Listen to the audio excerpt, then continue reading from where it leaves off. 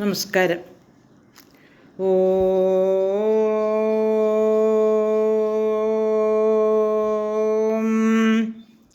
ഓ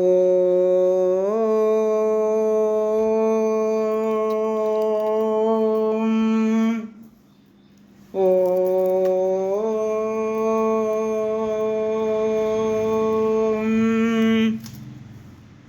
സർവമംഗളമംഗല്യേ ശിവേ സർവാർത്ഥസാധികേ ശരണ്യേ ത്രയംബകേ ഗൗരി നാരായണി നമോസ്തുതേ. ഓം മഹാദേവ്യൈ നമഃ. പരാശര മഹർഷിക്ക് സത്യവതിയോട് ഒരു ആകർഷണം തോന്നുന്നു. അവൾ അദ്ദേഹത്തിൻ്റെ ഇഷ്ടത്തിൽ നിന്നും പിന്തിരിപ്പിക്കാൻ ശ്രമിക്കുന്നു.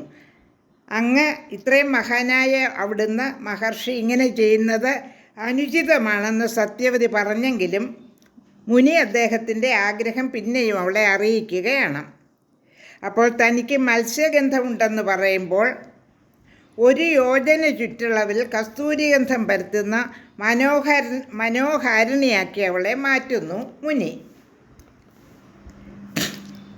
പിന്നെ മുനി അദ്ദേഹത്തിൻ്റെ ആഗ്രഹം അവളെ അറിയിക്കുമ്പോൾ അച്ഛനുമൊക്കെ മറുകര നിൽക്കുന്നുണ്ട്. ഇത് പകലാണ്, രാത്രിയാണ് മനുഷ്യ സംഗമം ഉദ്ദേശിച്ചിട്ടുള്ളത് എന്ന് മുനിയെ ഓർമ്മിപ്പിക്കുന്നു.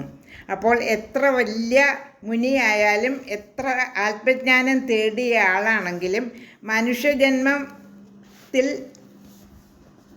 ജനിച്ചാൽ മനുഷ്യ സഹജമായ എല്ലാ വികാരങ്ങളും, മ്ലേച്ഛ വികാരങ്ങളും നല്ല വികാരങ്ങളും എല്ലാം ആ ആളിൽ ഉടലെടുക്കുമെന്നുള്ളതിന് ദൃഷ്ടാന്തമാണ് ഈ പറയുന്നതൊക്കെ. ഇത് ദേവി ഭാഗവതത്തിൽ ഇത്തരം സന്ദർഭം ധാരാളമുണ്ട്. അത് മനുഷ്യൻ്റെ ആ ചഞ്ചല മനസ്സിനെ ഓർമ്മപ്പെടുത്തുവാൻ വേണ്ടി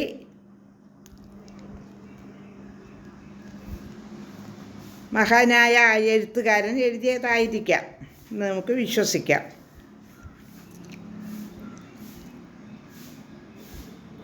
അടുത്ത ശ്ലോകങ്ങൾ പാരായണം ചെയ്യാം. ശ്ലോകം 23. കാമം യച്ഛ മഹാബുദ്ധേ ലോകനിന്ദാദുരാസദാഹ തച്ഛ്രുത്വാ വചനം തസ്യ യുക്തമുക്തമുദാരധീഹി. മഹാമതേ, കാമം അടക്കിയാലും ലോകനിന്ദ ദുസ്സഹമാണ്. അവളുടെ യുക്തിയുക്തമായ വാക്ക് കേട്ടിട്ട് ഉദാരമതിയായ അദ്ദേഹം പറഞ്ഞു. ശ്ലോകം 24.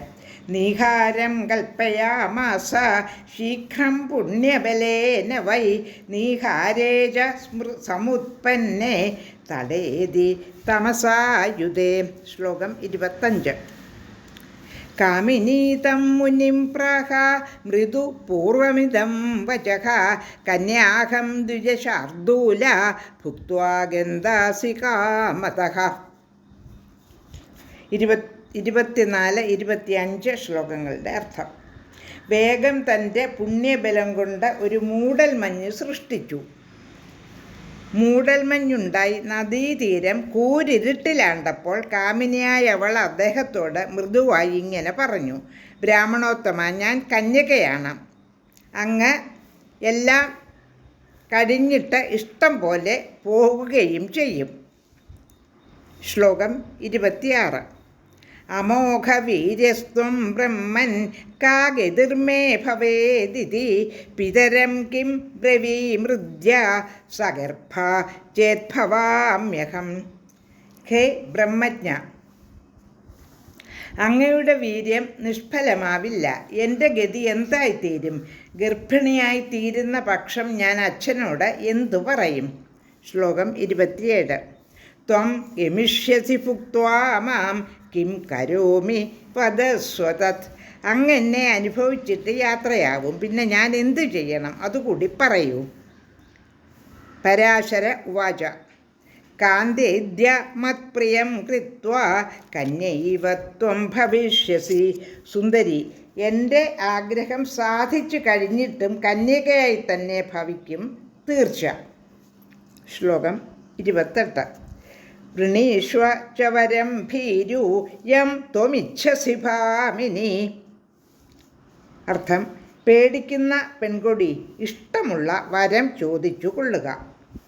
28 ശ്ലോകങ്ങളാണ് പാരായണം ചെയ്തത് 2-ാം അധ്യായത്തിൽ. ലോകാ സമസ്ത സുഖിനോ ഭവന്തു.